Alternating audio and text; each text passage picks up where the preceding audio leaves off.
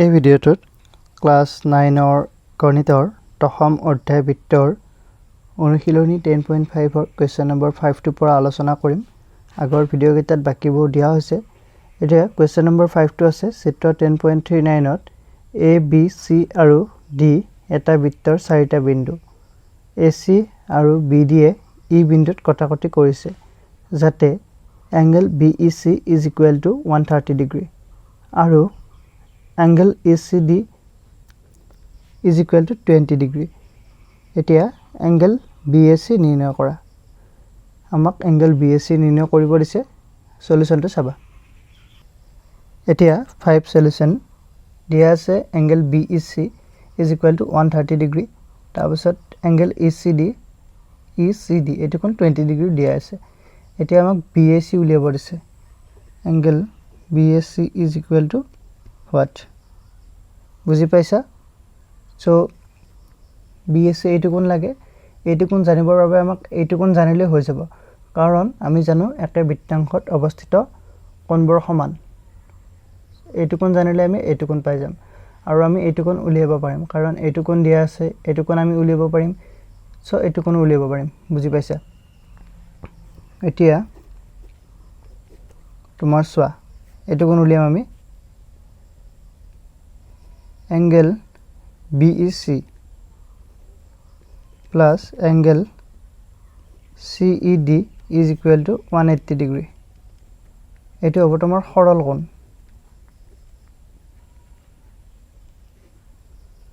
So implies BEC ঠাইত আমি 130 বহুৱাই দিলো plus angle CED is equal to 180. So angle CED is equal to 180 পৰা 130 বিয়োগ হ'ব 180 ডিগ্ৰী minus 130 ডিগ্ৰী। সো এটো পালো আমি 50 ডিগ্ৰী। এইটো 50 ডিগ্ৰী পালো।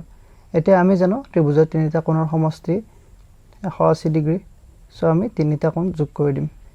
এটা আছে এংগল BDC আৰু এটা আছে তোমাৰ এংগল ECD প্লাস আৰু এইটো CED is equal to 180 degree. আকৌ ত্ৰিভুজ তোমাৰ ইয়াত লিখি দিবা EDC. সো এইকেইটা যোগ কৰিলে 180 ডিগ্ৰী পাম।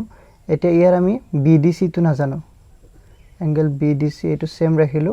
তাৰপিছত ECD ৰ মান হৈছে 20 ডিগ্ৰী প্লাস CED ৰ মান হৈছে 50 degree is equal to 180 degree.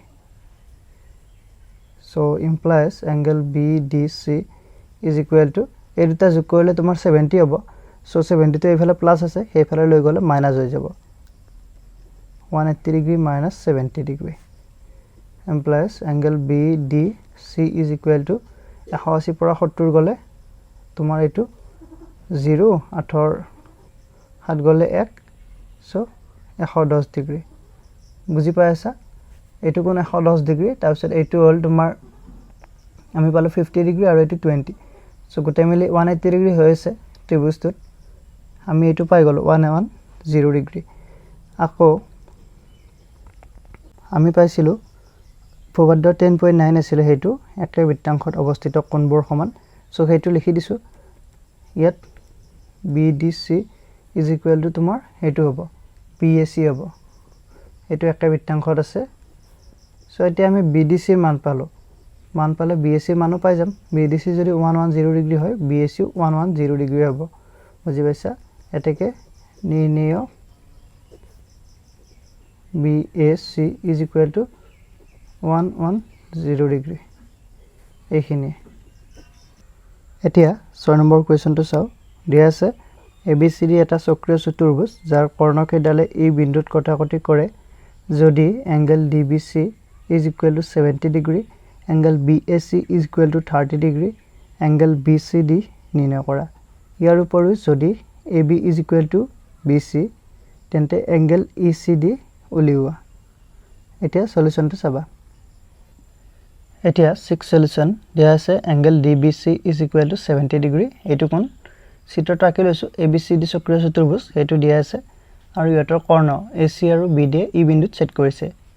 তাৰপিছত তোমাৰ angle DBC অৰ্থাৎ এইটো কোণ দিয়া আছে 70 ডিগ্ৰী BAC এইটো কোণ আছে 30 ডিগ্ৰী এতিয়া আমাক এইটো কোণ উলিয়াব দিছে BDC হলে এই গোটেই কোণটো তাৰ পিছত তোমাৰ পিছত ECD উলিয়াব দিছে ECD অৰ্থাৎ এই কোণটো বুজি পাইছা এটা প্ৰথমতে আমি এই কোণটো উলিয়াই লও এইটো কোণ 30 ডিগ্ৰী হ'ব কেনেকৈ হ'ব চাবা যেহেতু AB = BC AB আৰু BC সমান এটাকে ত্ৰিভুজ ABC সমদ্বিবাহু মানে যিবোৰ ত্ৰিভুজৰ দুডাল বাহু সমান সো ABC ত্ৰিভুজৰ দুডাল বাহু সমান সেই কাৰণে সমদ্বিবাহু হ'ল এতিয়া আমি জানো সমান বাহুৰ বিপৰীত কোণ সমান এতিয়া AB আৰু BC সমান সো BC ৰ বিপৰীত কোণটো হ'ব তোমাৰ এংগল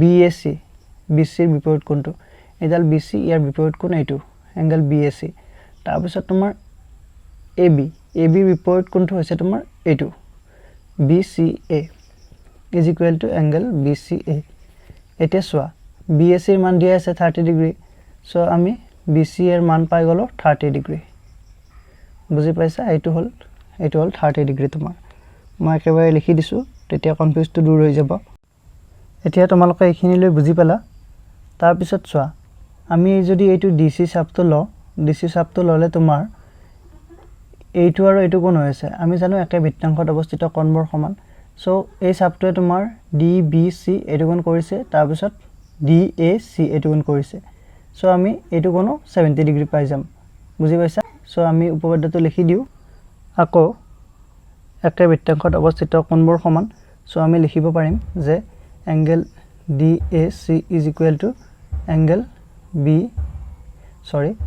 DBC এটা আমি লিখিব পাৰিম ইয়াত লিখি দিবা DC বৃত্তখণ্ডই সৃষ্টি কৰা কোণ বা তোমালোকে চাপে বুলি লিখি দিব পাৰিবা সো এখিনি লিখি ললো DAC আৰু DBC সমান এটা DBC এইটো কোণ 70 ডিগ্ৰী অৰ্থাৎ আমি এইটো কোণ 70 ডিগ্ৰী পাই গলো বুজি পাইছা এতিয়া চোৱা আমি এংগল A2 পাম এইটো আৰু এইটো কোণ যোগ কৰিলে DAC আৰু BAC যোগ কৰিলে আমি এংগল A2 পাই যাম এই গোটেই কোণটো পাই যাম তাৰ পিছত তোমাৰ এইটো আকৌ ACD বা ECD আৰু BCA এই দুটা যোগ কৰিলে আমি C কোণটো পাই যাম বুজি পাইছা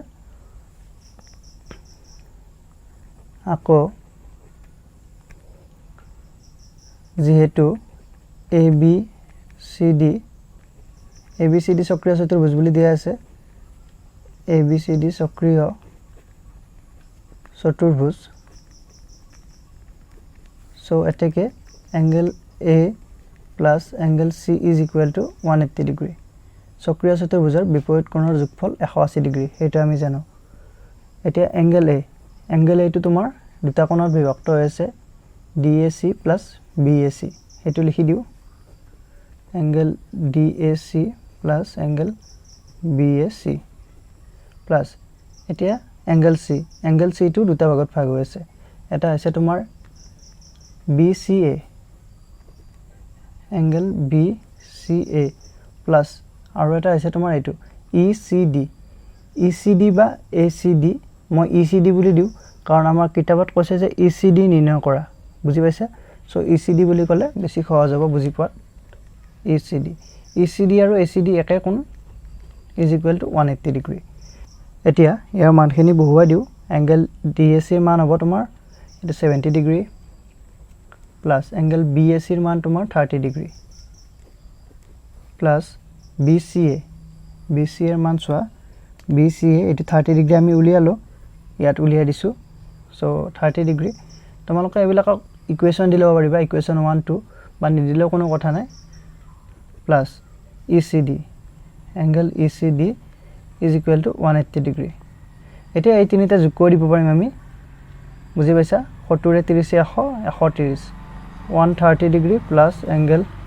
ECD = 180 degree implies ECD = 180 degree minus 130 degree 180 পৰা 130 গলে তোমাৰ ECD পাই গলো আমি 180 পৰা 130 গলে 50 ডিগ্ৰী বুজি পাইছা সো আমি ECD পাই গলো এটো ECD এটো কোণ আমি পাই গলো 50 ডিগ্ৰী ECD হল এটা আমাক আৰু এটা কোণ হৰিছিলে এংগল BCD BCD অর্থাৎ এই গোটেই কোণটো